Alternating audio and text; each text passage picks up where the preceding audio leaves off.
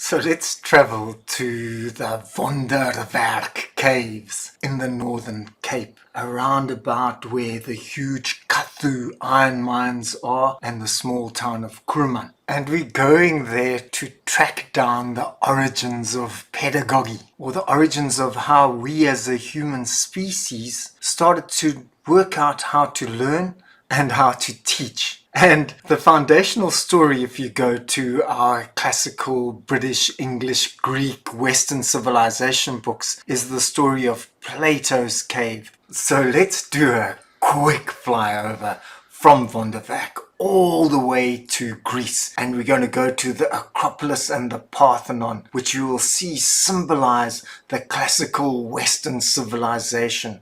And it's over here around about 2,400 years ago that Plato tells the founding story of pedagogy in the cave metaphor, and how we were prisoners caught in a cave, trapped there, a deep, dark cave, flickering with the firelight of myths and everyday experiences which weren't really quite accurate, and how what education had to do, pedagogy had to do, was take us from this everyday world and shift us out into a more abstract world of mathematics and good principles which would guide us in a universal way rather than being trapped in local experiences. And I want to tell a different story by going to Wonderwerk Cave, because it's going to give us a very different understanding of how we became teachable and how we learnt to teach. Now let's firstly take a look around where the cave is, and we can get this beautiful view of the semi-arid Karoo area in which it's located. And what I want you to imagine is that around about 1 million years ago, this was a far wetter climate, not like a forest, but more like a savanna, with lots of grasses and trees,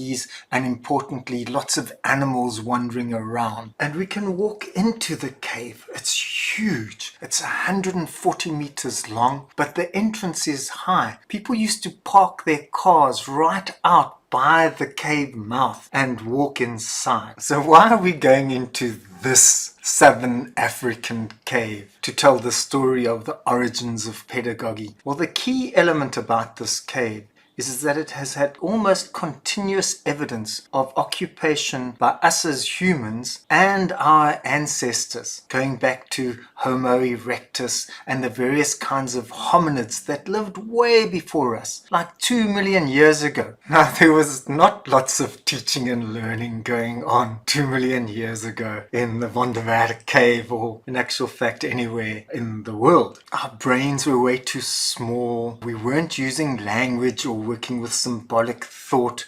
We didn't really have complex tools. Mostly up to 1 million years ago, if you found evidence of a hominid in a cave, it tended to have been brought there by a hyena or whichever carnivores were basically eating us at that stage. But around about 1 million years ago, we started to work out how to control and use fire. And it is this control of fire which is central to the origins of pedagogy and the impact it had on us as we evolved into human beings who taught and learnt. And the reason why we're in the Wonderwerk Cave is because here we have some of the first evidence in the world of hominids learning to control fire and use it to cook meat and vegetables, and on the other side to use it as a space to protect us. So the cave becomes a place where we start to find our bones whole and intact, not as food being crunched by hyenas. And when we do find animal bones, there's evidence of it being burnt and us starting to eat cooked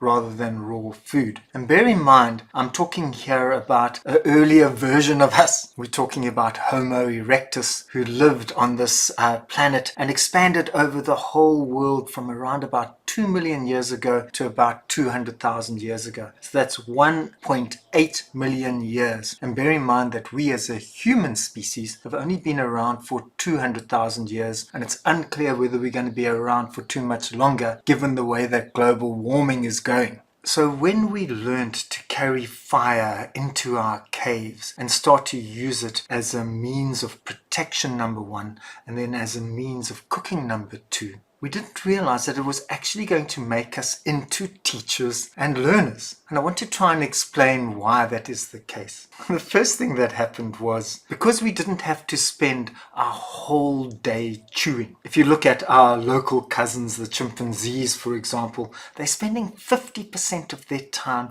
just eating and chewing. Now, the more you cook food, the more you cut down on your time needed to eat. You can get far more protein and far more nutrition at far less time. So what it actually meant, slowly but surely, was that our jaws and our teeth started to get a lot smaller and take the shape that they've got now. And our mouths didn't have to be used for eating so much, and they could start to develop towards being able to talk and use language. The second thing which it did was it reduced intestines in our stomachs, because we didn't have to have huge amounts of food in there. We could just eat the cooked food. It was far more nutritious, took far less time to digest. And what that meant was all the energy and expenditure that was being taken up with our stomachs and our intestines could shrink and move towards our brain. So our stomachs and intestines shrink and our brains start to grow, developing the intellectual capacities that we would have needed to become teachable, to become teachers, and to become learners. Now, the other thing which happens is we don't just eat during the day and sleep at night. Now we're around the fire, our social time expands, it moves into the evening,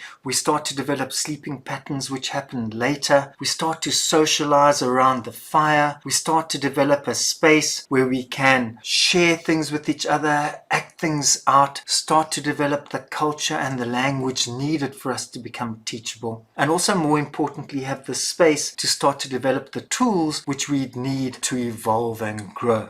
So the curious thing about this fire story is, unlike Plato's cave where we have to escape the fire to go towards the light, in our original story of pedagogy in the Wonderwerk caves, fire is the space which makes us into creatures who are able to be taught. So this astonishing natural force, fire, which we as human beings used for cooking our food, for protecting us from other predators, for burning vast swathes of the land so that we could corral the animals into certain zones and kill them and eat them, or grow new plants in its wake, and then learn how to heat metals to make copper and then iron and then all sorts of metals which enabled us to dominate this world. This core force which we teach, this core force which forms a part of our major subjects and understanding how to do things in this world. This force made us as much as we now use it.